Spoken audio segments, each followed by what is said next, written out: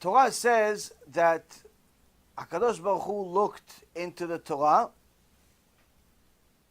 as the blueprint of the world, and then he created the world. Meaning, it wasn't the world was created first, and then the Torah was written. It was the Torah was written 974 generations before the world, and then Hashem created the world. How so? He wrote the Torah, he wrote all the laws, not the stories. He wrote the laws, and he says, okay, so there's going to be a law of kashrut. Kosher animals, non-kosher animals. So if there's kashrut, I'm going to have to make kosher animals and non-kosher animals, because if everybody's kosher, there's no point for the kashrut laws, because you can eat everything. If there's only non-kosher, then you can't follow anything because everything's not kosher, so there's nothing to think about.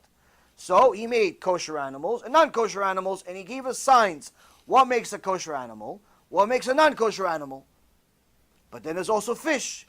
What makes a kosher fish? What makes a non-kosher fish? If it has fins and scales, it's a kosher fish. If it doesn't have fins and scales, then it's not a kosher fish. Even if it just has fins, it's not a kosher fish. It has to have both signs. So a shark, although it has fins, it's not kosher because it doesn't have scales. An octopus or shrimp or any one of these cockroaches that's on the bottom of the ocean, those are not kosher. Why? Because they don't have fins, they don't have scales, but they're also scavengers. They're in essence the cockroaches of the ocean. You're not allowed to eat cockroaches. So it has to, in order for it to be a kosher fish, it has to have fins and scales. With animals, it has to be first of all, it cannot be a carnivore, it cannot be a meat-eating animal by default. But even more than that, it has to be an animal that chews its cud and has split hooves. And you'll see that all of the animals that we are allowed to eat are vegetarians. They're not carnivores. Why? Because the dam, whatever you eat turns into you, turns into blood. So HaKadosh Baruch Hu doesn't want us to be animalistic. A person that eats animalistic animals, like vicious animals, is also vicious. This is the reason why the Nazis, the Russians, all Amalek have no problem chopping people's head off. Because they eat animals that are vicious. They eat pig. They eat all types of animals. They pretty much eat whatever moves, whatever doesn't move, whatever flies. They don't necessarily think too much about their diet. People love the pig. The pig is the most disgusting animal on the planet. It's the only animal that exists that even if the most poisonous snake in the world bites it, nothing happens. Nothing happens. And the reason why is because the skin of the pig is so infested with poison that it's actually more poisonous than the snake's poison. A snake can bite, cobra can bite a pig, nothing happens. Because the skin of the pig is so infested that it's actually worse than the poison. One of the ways you could see this, take a steak, and then take a piece of pig. Put Coca-Cola on both of them. You'll see that the pig, within a matter of minutes, maggots starts coming out of it. You can never clean the meat of a pig, ever.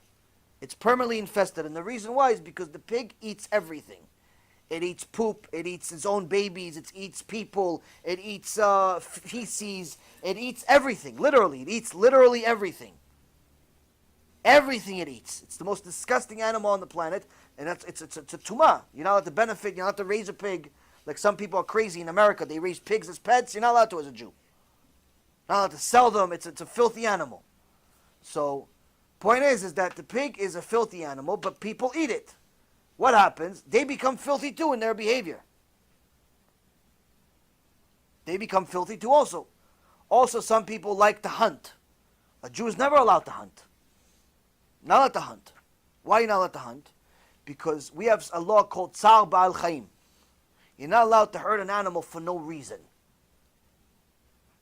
So, if you're gonna, eat an animal, you're gonna eat a cow, you slaughter it a kosher way, and you eat it. But if you don't feel like eating it, meaning you just feel like killing the cow just for fun, you want to shoot it, to throw some bullets into it just to have some fun, you're not allowed to. Why? Because killing one of Hashem's creatures for no reason. That's vicious. So going to shoot a deer with a bow and arrow with a gun is forbidden. And the reason why is because if you shoot it with a bow and arrow with a gun, you can't eat it because then it's not kosher. The only way it could be kosher is if you slaughter it. So that means that hunting can never be kosher because you're killing it in a non-kosher way. Therefore, hunting is not allowed. You're just going to hurt the animal and you can't do anything with it. So hunting is not allowed. So we have a lot of laws that actually help the world and become a better place. But unfortunately, Jews don't know much of this. And they think that they're supposed to improve the world. There's this whole concept in the world of make the world a better place. That's all nonsense. Make yourself a better place. And the world will follow. Stop trying to fix the world. Fix yourself.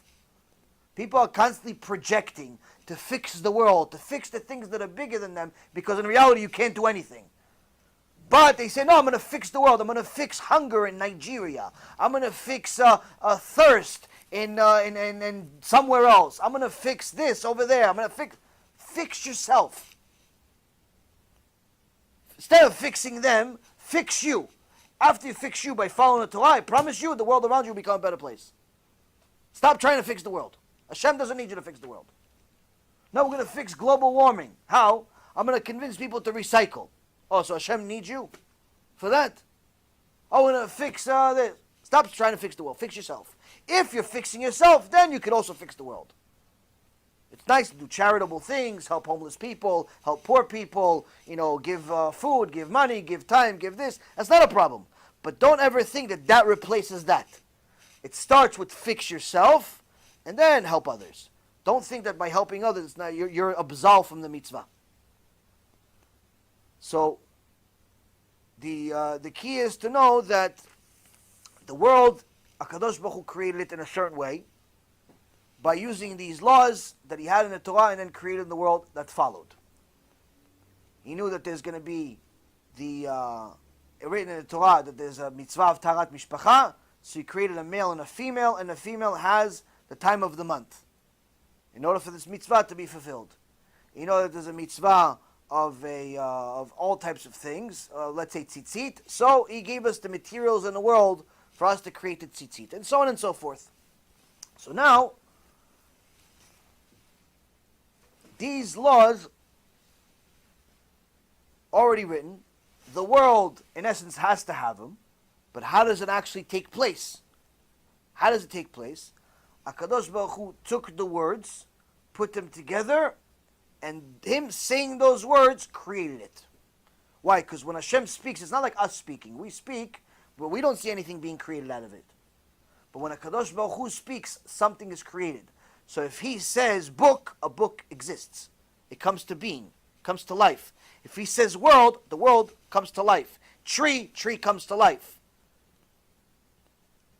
So he puts the letters together,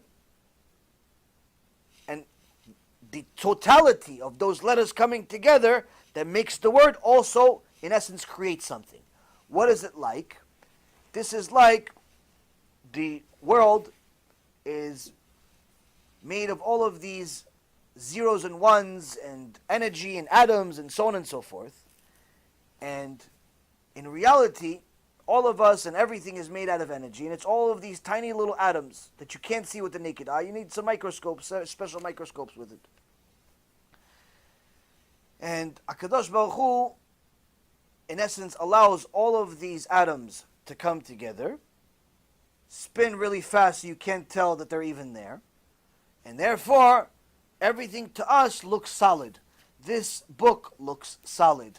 Sunny looks solid. You guys look solid. Everybody looks solid. The chairs are solid. Everything is solid. Everything looks like it's good. But in reality, it's actually a bunch of spinning atoms, of which, out of that atom, 99% of the atom is empty space.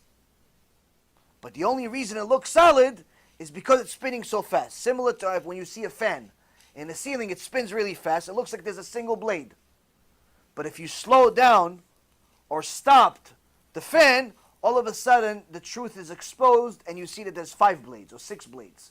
How come it looked like a single blade at first, but now it's 5? Because when it's spinning really fast, it's the optical illusion that it's a single blade. How come you look solid and everything looks solid in the world? Because there's the optical illusion, because it's spinning really fast. The atom is spinning really fast, that it's in essence all solid, it's all one piece. But in reality, it's nothing. 99% is zero, is empty space.